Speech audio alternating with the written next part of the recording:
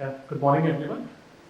It's my pleasure to come and present in front of you the topic of we'll be presenting the next gen supply chain planning and what are the facets of that. So that is where I'll be presenting. About me, I'm Varun Kakkar. I'm working as General Manager Supply Chain from Grasim Industries Limited. And before that, I worked with Asian Paints for 10 years and with PNGs for 3 years. So all this that I'm presenting is basis my working in the industry and my knowledge. And also, I think I had some kind of a discussion with other industry leaders to understand what are the things which might be relevant for the chemical and the mining industry, and those also I tried to include in this.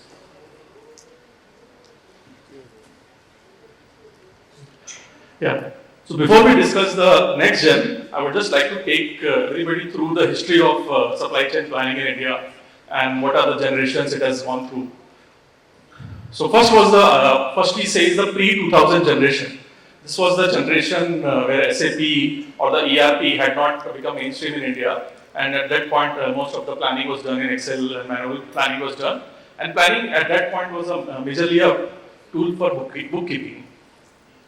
Also, SCM field was mostly considered as a back-end field and not really given too much of a focus. After that, we went to the phase 2. This was the phase 2 of implementation of ERP, SAP systems, and we started having a phase of demand collation. So basically, discussion on planning and demand collation started happening in the industry. Demand flowing from sales to the planning system started happening. And we had a goal of SCM planning, which was shifted to sales maximization. So supply chain planning as a tool was really mostly focused on maximization of sales. After that, now currently we are in the Gen 3 in terms of the supply chain planning, where basically now the focus has really shifted to more statistical tool. Rise of the demand planning is happening, so more of the demand planning systems and softwares industry is using, and we are having planning more as a tool for focusing on the overall profitability of the company and really focusing, becoming a competitive strength for all the organizations. I think this phase 3, Gen 3, I think all of us, you guys also will be aware that even the term supply chain has become very, very mainstream in this phase. So some of the things which have happened in this phase 3, including some of the logistics related issues, GST, note ban, or even coronavirus, I think that has really brought the focus of supply chain and supply chain planning to the forefront. And I think people are now really giving focus to it and really taking it as a mainstream industry. I think especially even chemical industries and even the mining industry, we have seen that a lot of issues related to imports of chemicals and supply of chemicals during the COVID phase we had to go through. I think so. That is it. Now I'll just take you through some of the key nomenclatures from the supply chain world which were there. I think this is one of the nomenclature was the SNOP. I think SNOP as a tool. So how we define SNOP is basically demand and supply discussion between the sales sheet, and then using the demand and supply plan to generate demand planning, supply planning, SNOP, and executive meeting. So SNOP as a tool is now going out in the industry mostly, and it is so the new tool or the new updated framework that is coming into the entire industry is the integrated business planning. So integrated business planning is obviously a very new system, and it is a new way of doing planning. So it is focusing more on the holistic planning, and more strategic importance is given to the entire infrastructure or the entire planning cycle for meeting the goal of the entire group. In this kind of an integrated business planning, even the finance team, even the central function, and even the CEO themselves are involved as part of the entire planning exercise, and every planning exercise is linked with the financial outcome of the company. So basically, every month when the IBP cycle runs and the output is there, the financial plan of the company finally is created at the end of the month. And this is the kind of level of planning which is now being focused, and it is quite a new term for most of the industry in India, and I think a lot of people who are at the forefront of the supply chain planning has already adopted this, and I think rest of the people also will see industry leaders we are going to be going for that.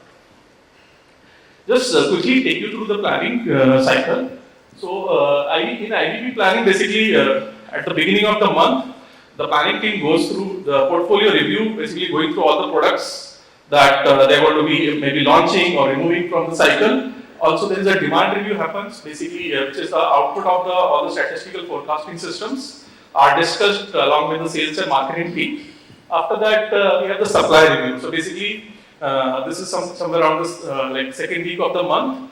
The supply chain team does a supply review and they come back with what is the kind of supply issues they are facing or what is the kind of business clarity or business exigency plan that are going to be there. And after that, integrated reconciliation. So this is, for example, these are some of the things which are new to the IBP fold, which are not there in SNOP fold, which is the complete reconciliation of the financial of the company.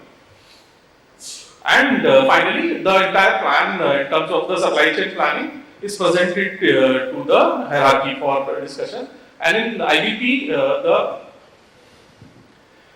the cycle of planning in some of the companies we have seen has gone as long as 12 to 18 months also. So this integrated tool, for example, in SNOP cycle, in the past companies used to do a rough cut capacity planning, a long-term capacity planning. In this IBP, but every cycle is a long-term planning tool. So every cycle gives a new insight in terms of what is happening and any issues the industry is facing or the supply chain teams is facing in terms of capacity bottlenecks or something is comes out and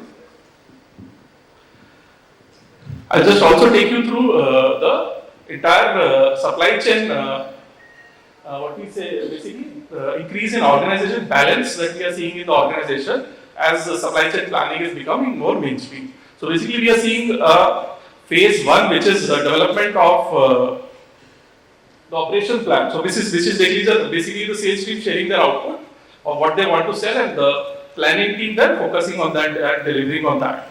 That is like the first phase, and this phase is what happens for most of the startup companies. People who are in the first phase of their startup journey, this is what they go through. Second is the anticipating phase where the team does a lot of demand and supply matching. Sales team and supply chain team start having discussion and they start to get a hang of what is the entire process like. In this kind of a structured process, you have some amount of supply chain planning and inventory tool, but you're not really doing a very detailed supply chain planning exercise. I think stage 2 is where I see most of the companies in India are there. This is the kind of phase they are there. Phase 3 is more of a collaborative phase where the focus shifts on profitability and supply chain becomes an SNOP kind of a structure and focus on that. And process is tailored for the business model and needs. And this is here, supply chain, basically software automation starts happening. So we are seeing the industry leaders in the supply chain planning in India are there in this kind of a collaborating phase. And they are working on that. And fourth is the orchestrating phase, which is like the industry best practices in terms of supply chain planning, where the complete integrated business planning cycle runs, and collaboration happens at multiple level and focuses on the financial planning.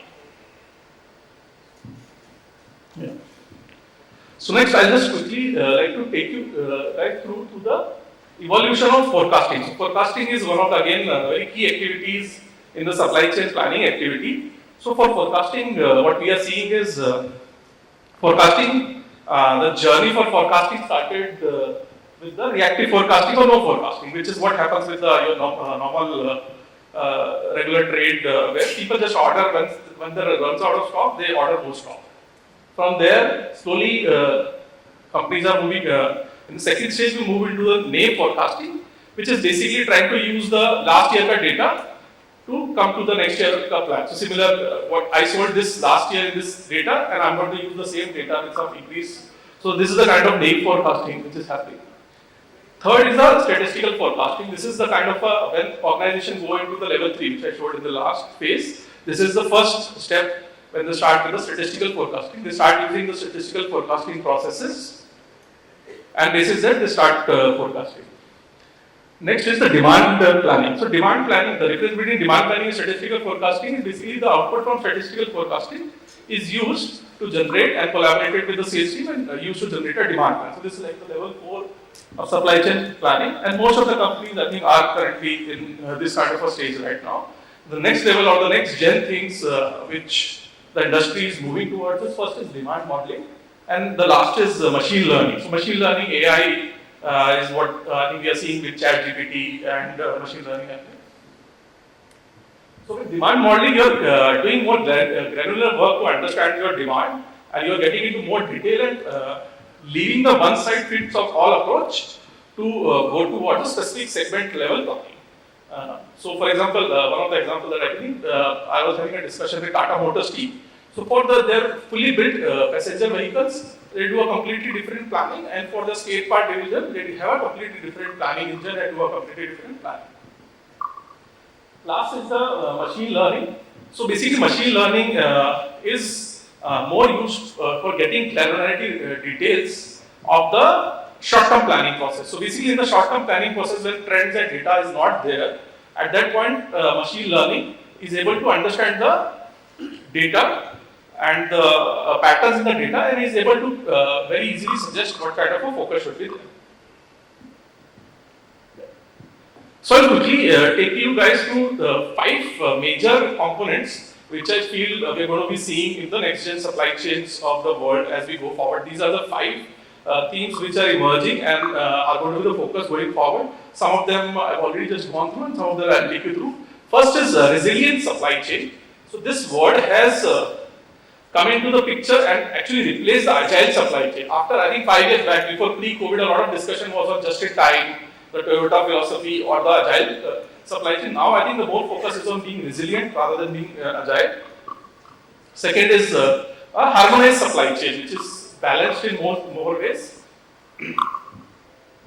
Third is one with the word, so event planning. I'll go into event planning in detail because event planning is something for the, I think the chemical and the metal industry is really an area where focus is there. And also after that, multi-echelon supply chains and AIML in supply chain. Yeah. So when we discuss resilient supply chain, I think resilient supply chain, what is there is having the right inventory. I think 5 years back, and I think because of we had a long period in India where a lot of disruptions were not there, companies had really reduced their inventories to a very low number, and when COVID hit, people were not able to respond. So from that learning, people have understood that having a least inventory is not what the business wants. Having the right kind of inventory is what is required.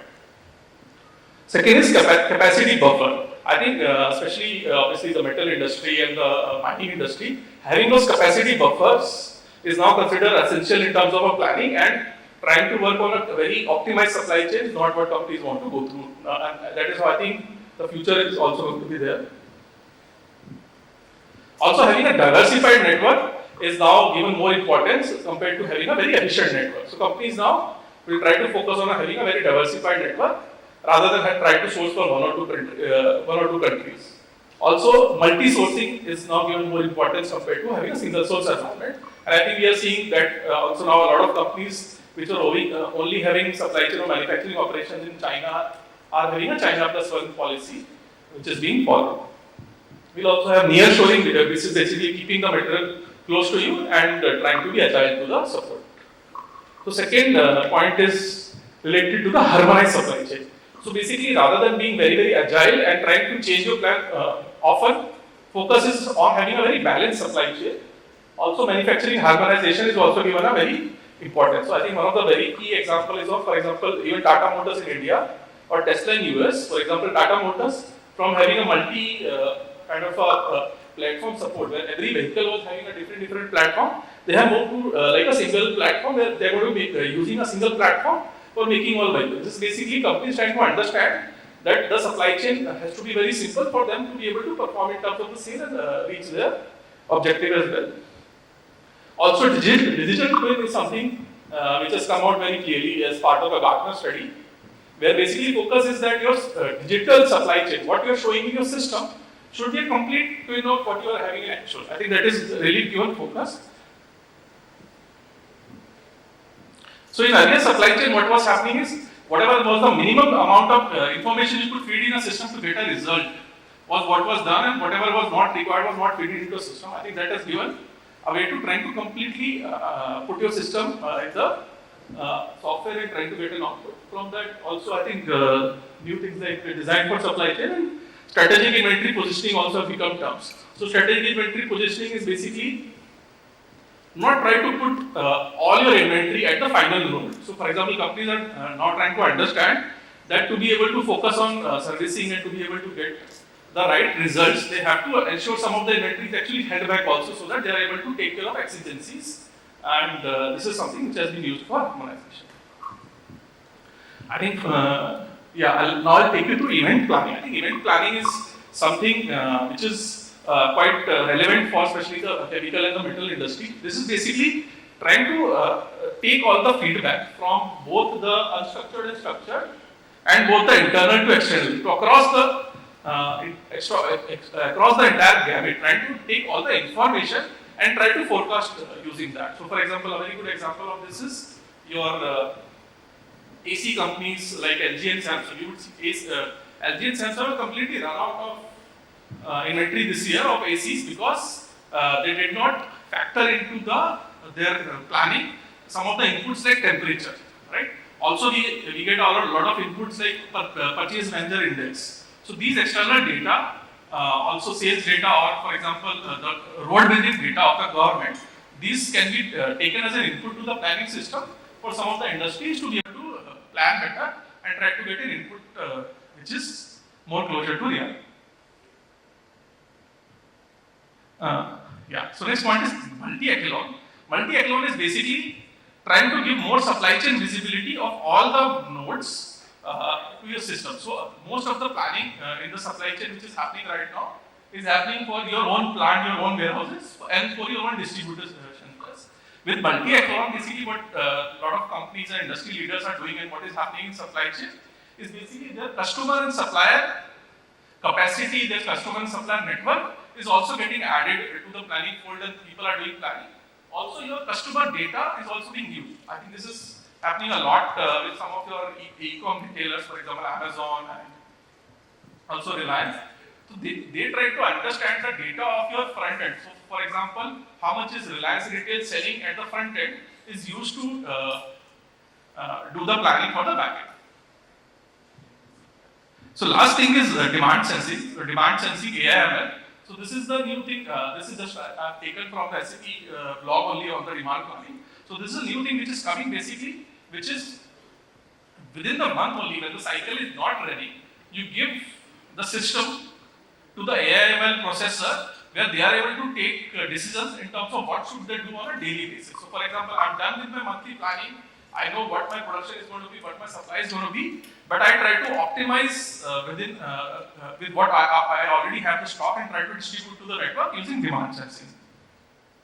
So in this, the focus is on most efficient deployment, trying to delay deployment as much as possible. So a lot of industries, for example, where sale is skewed, a lot of scale is going to be happen towards the second half of the month, and clarity is not there on what sales is going to be there. Industries are using a delayed deployment. So when they don't put their inventory at the front end warehouse and they wait for more clarity to emerge in terms of the sales data before deploying all the inventory. So here the key areas are agile, demand aggregation, postponement and rapid response. So rapid response is also again doing a daily basis deployment in the system. We are taking actions and responding on a daily basis rather than waiting for the entire monthly or a fortnightly cycle to come in and try to respond.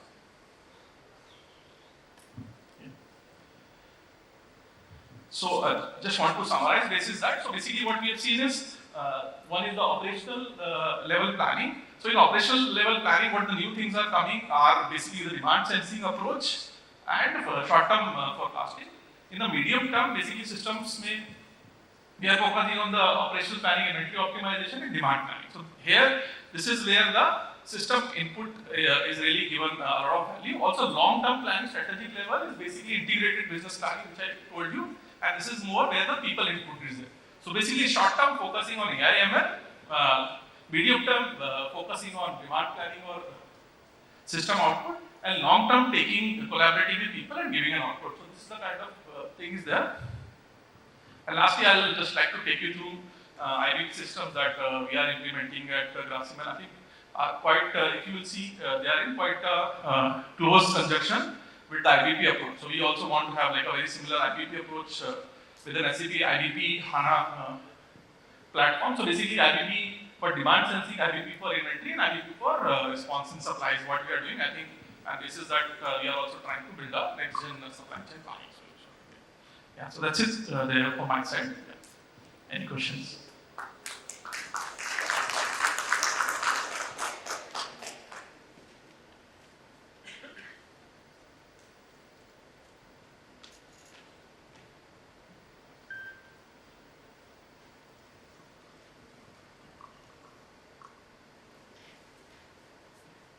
Thank you, Mr. Varun Kakkar.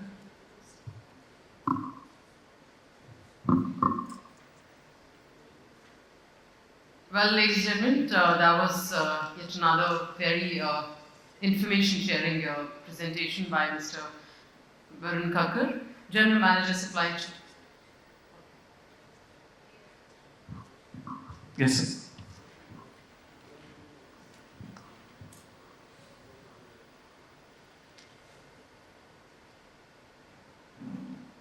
Yeah.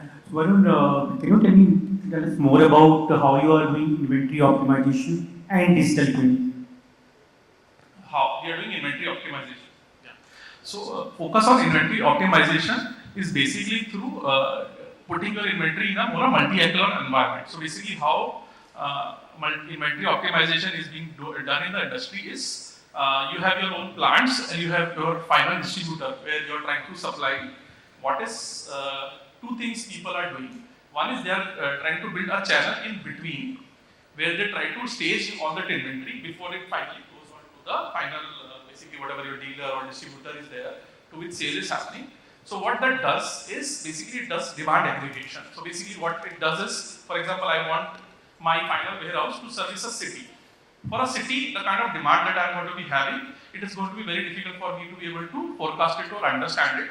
But if you have, for example, a regional back hub, your back warehouse from where you are able to stage demand, then you can club demand from 2-3 states and then you try to supply and you actually do not deploy that inventory at the beginning of the month. I think the old systems, what it was there is you make it and you keep on throwing away the inventory to the front end node, and what people have seen is if a product is a very mature product, then this works very well. But if you do not have a very mature product, then this does not work well because you're going to be having a wrong product at the wrong place in the country. So at the overall level, what you will see is you will have a high inventory, but in a specific region you will not have inventory. And that is why I think I discussed some of the concepts like AML and demand sensing. Is that, for example, you wait till some point in the month. So for example, giving an example, in Asian Paints, we wait till 15th or 20th of the month before really trying to deploy all of the inventory to the nodes. By 15th or 20th of the month, you have understood what is the kind of sale level which is happening across some of the states or some of the cities, and based on that, you understand the trend which is there, and then you deploy. For example, you will understand that North is selling more, Delhi is selling more, and Kerala is selling less. So some material which was meant for Kerala, then you can give to Delhi, and you try to manage. Also, these nodes in between, they help in what it can do is they can bring back the inventory and redistribute it. So, for example, you are having excess stock in, let's say, south in the country, then you bring your material from the front end in south, and then you deploy it to your other regional warehouse in north, west, or south. So, these are some of the things they are doing, and I think that is working for the industry. And I've seen multiple industries and all of the people going with this approach, and it is working for them. And obviously, this approach requires a system-driven approach, and hence the people who are in like the level 3 and level 4 of their journey are going with this approach.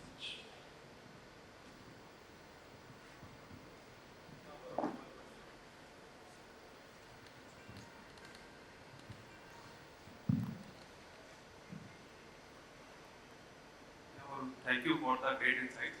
I'd like to know what kind of supplier collaboration you are doing it, or specifically for the challenges you are encountering doing the negotiation, sourcing for the local suppliers, and how you overcome over the period of time.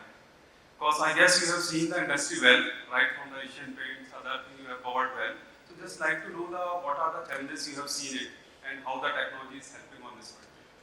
Yeah, so I think quite an pertinent question, especially with the chemical industry. I think, especially in the chemical industry, we are seeing a lot of up and down happening and a lot of change in this kind of happening. So mostly, I think what has happened is people are going with rather than like a short-term approach of like short-term buying, they are going with a lot of a long-term or strategic relationship with most of their suppliers, be it like imported or be it local, is what I think is coming out quite clearly. Because during the COVID time, a lot of people have seen that if you're kind of having a very short-term approach to purchase or procurement with any of the vendors, what is going to be happening is that your suppliers are not very clear on what your future path is, and they're not going to be ready for any growth which will come.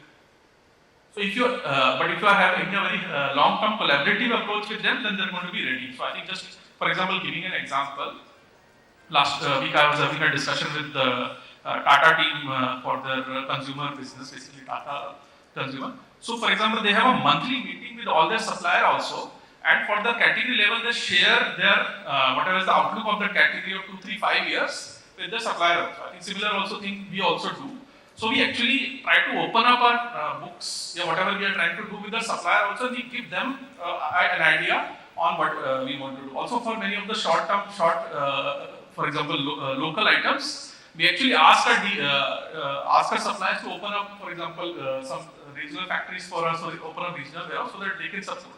So focus is more on a collaborative approach now than a short-term approach. And the price volatility that is there, I think that is especially again very pertinent for the metal and chemical industries. Our focus is a lot of trying to hedge that kind of a variability that is there through again a long-term contract. So rather than trying to have a short-term contract where you are going to be really hit by a lot of volatility on the metal pricing and import pricing, you're trying to have a long-term contract with a hedged price with your vendor, with a small, basically small up and down based on if the number goes above a band. So I think these two things are playing out very clearly, and I think that multi-account wala thing also, that in terms of the planning system also, you try to bring your vendors and customers into your fold. So for example, you want to be aware of what is the capacity of your vendor to produce. For example, you're going to need a chemical which is in short supply and you are on a very high growth path. If you don't know what is the capacity of your vendor to produce that chemical, then you are going to be in a big problem once the capacity is hit. So companies are actually trying to understand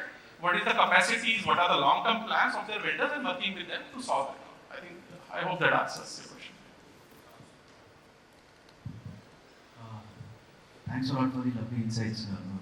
Can you tell us a little bit more about how you are applying the digital twin concept? So we are not able to hear you. Am I audible now? Yeah. So can you tell us more about how you are applying the digital twin concepts that you spoke about? You want to know about the digital concept? Digital twin. Yeah. So digital twin is a very, very new concept in supply chain. I think Gartner has coined this term, digital twin. So basically, digital twin is, it's like an avatar of your physical world into your supply chain systems. So basically earlier, I think a lot of planning systems people have been doing, what used to happen is, you would just try to model your inventories in a way that it just gets the work done. So for example, just taking an example of how would you model your manufacturing plant in a planning system. One way is to just tell the system that, okay, my manufacturing plant has an overall capacity of making this many tons per month, right? That is one way of doing it. And that is going to work well for you for most of the circumstances. But let's say you have any problem in terms of some of your machines not working or manpower not being available, then the system is not going to be able to work out what has happened wrong there. So rather than doing that, you go into more detail while making your supply chain planning system. You don't model your plant, you model each and every machine of the plant. You model each and every person who is working and what they are doing in the plant. So basically, rather than doing the minimum possible to get the work done, you go into great details to get the job done. Also in the front end, I'll just like to give you an example. A lot of people, while doing planning, I think the trend has been, for example, if you're a distributor network, you will model it till the distributor network and then you will leave it. Because I am selling to the distributor only. Why do I need to know about my customer, right? So with the digital twin, you're not doing that. You're having the data of each and every customer for the dealer as well. And as much as possible, you're trying to bring that final customer also to your fold to understand what are the things that he is doing. So for example, one of the big examples of this is the COVID vaccine thing that happened, right? A lot of big orders were given to a lot of chemical companies, and then they decided, okay, let me get an even bigger supply chain and let me do a lot of bigger planning. But if some of those companies would understand that at the end point, states have a lot of vaccine inventory with them, then they could have stopped production much earlier and they could have gone into the export route, right? So if you have a digital twin, you understand your entire network, then you can take those calls. But if the vaccine companies take decision basis how much is the government purchasing from me and don't focus on how much inventory the government have, then they are going to have obviously a very not a supply chain which is not efficient. So that is really the concept of this digital. And to get this digital, basically you have to do the hard work. You have to get a very sophisticated planning system in place. You need to model your entire network and your entire infrastructure, your plants, your depots and your warehouses into the system to be able to then do all the work. And once you do that, you get a lot of data that is generated. All your AI/ML model will only be able to work only if you have a lot of data that is generated. And that is what companies are doing. They are using that data to take decisions. For example, in Amazon, it knows when you buy one product that you are going to buy a second product. It is all because of that AI/ML model that they are using.